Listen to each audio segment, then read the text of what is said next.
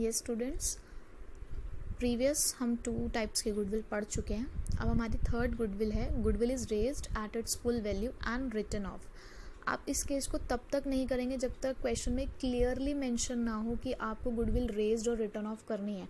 अगर क्वेश्चन जैसे हमने प्रीवियस क्वेश्चन किए जिसके अंदर सिर्फ गुडविल इज़ वैल्यूड एट लिखा था या goodwill exist in the books लिखा था, तो वहाँ पर हमें वही 2 केसेस अप्लाई करने हैं. इस क्वेश्चन के लिए, इस टाइप के लिए स्पेसिफिकली आपके क्वेश्चन में मैंशनड होगा, तो तभी हमें ये करना है. अब इसका मतलब है कि पहले हम गुडविल को अपने बुक्स ऑफ अकाउंट में रेज मतलब उसको परचेज करके दिखाएंगे, देन उसको रिटर्न ऑफ कर देंगे. यानी कि वही अल्टीमेटली हो रहा है कि गुडविल शो नहीं होगी हमारी बुक्स में, बस एक करने का तरीका है. हो वही रहा है यहाँ पर भी, gaining to sacrificing.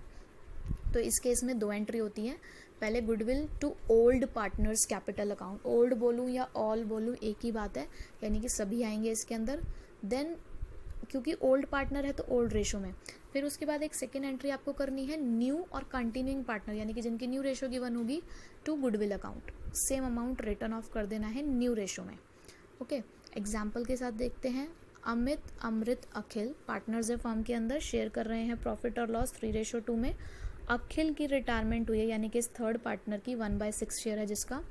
Goodwill of the firm was valued at, again यहाँ पे लिखा है कि गुडविल ऑफ द फर्म 1,20,000 है. अब तक तो आपका क्वेश्चन वही पुराने वाला ही है. इसको देखकर अब तक यही लग रहा है कि जैसे प्रीवियस हमने करा है सेकंड केस वैसा ही है. आगे लिखा है pass necessary journal entry in Akhil's retirement raising goodwill at its current value. ये इस लाइन से ही पता चल रहा है कि हमने गुडविल को उसकी करंट वैल्यू पर रेज किया है, तो यानी कि ये वाला केस है.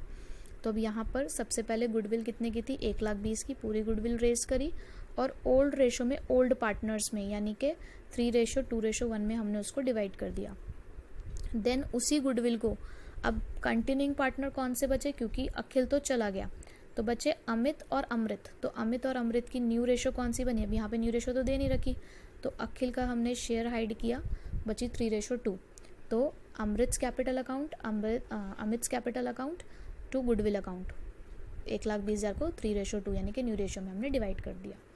सिंपल है ये वाला केस भी. देन इसी का ही एक सब केस है हमारा goodwill is raise to the extent of retiring partner. जैसे कि यहाँ पर तो हमने पूरी ही गुडविल को रेज्ड और रिटर्न ऑफ किया.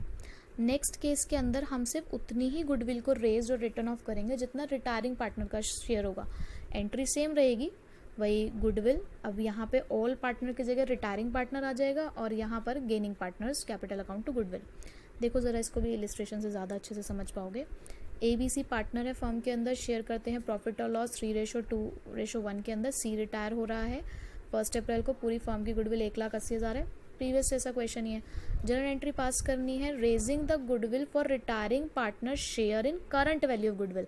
अब इससे ये पता चल रहा है कि रेज एंड रिटर्न ऑफ वाला तो केस है ही, बट रिटायरिंग पार्टनर तक के शेयर के लिए है. तो हम पहले यहाँ पे कैलकुलेट कर लेते हैं कि पूरी फर्म की गुडविल तो 1,80,000 है, ठीक है.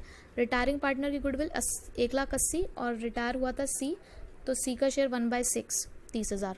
तो हमने एंट्री करी गुडविल टू C कैपिटल 30,000.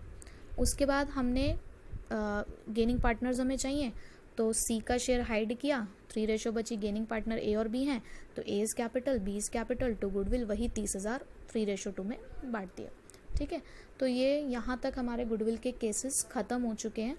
अब आप गुडविल के सारे क्वेश्चंस कर सकते हो, यानी कि 13 to 23. सिर्फ एक क्वेश्चन नंबर 20 अभी आप नहीं कर पाएंगे क्योंकि वो हिडन गुडविल का केस है जिसका डिस्क्रिप्शन मैं आपको नेक्स्ट वीडियो में दूंगी. पहले आप यहाँ तक के क्वेश्चंस कर लो, मिक्स मत करो कॉन्सेप्ट्स को.